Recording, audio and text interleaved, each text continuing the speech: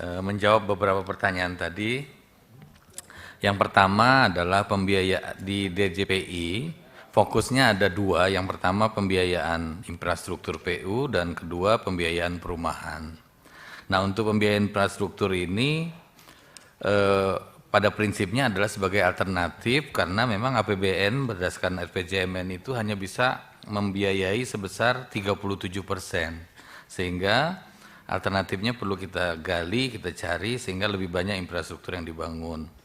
Nah, kemudian tahapannya memang dimulai dari penyiapan atau FS atau FBC dilanjutkan dengan transaksi. Nah, hari ini dengan dana yang memang relatif terbatas di DJPI kami fokus untuk membuat pilot-pilot di setiap sektor.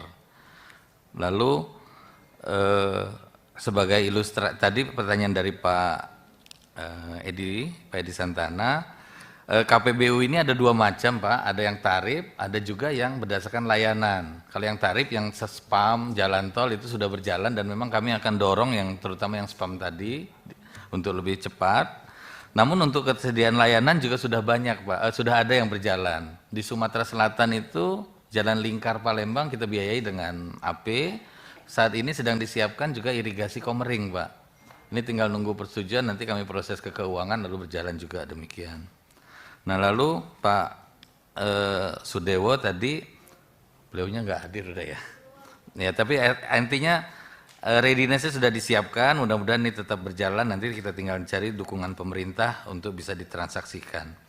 Dan berkaitan dengan pertanyaan Pak Mulyadi, untuk KPBU ini strukturnya harus membentuk anak perusahaan Pak, Badan Usaha Pelaksana. Jadi lebih terstruktur dia dibanding dengan pembangunan yang biasa, risikonya lebih terjamin.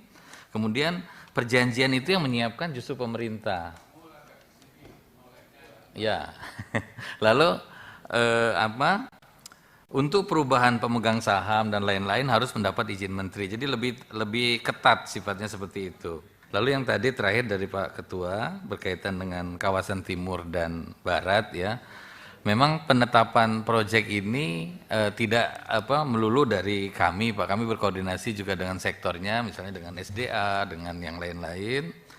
Nah, untuk timur sebetulnya sudah ada mungkin jumlahnya terbatas ya karena seperti misalnya tadi Trans Papua yang hari ini sedang proses lelang dengan AP.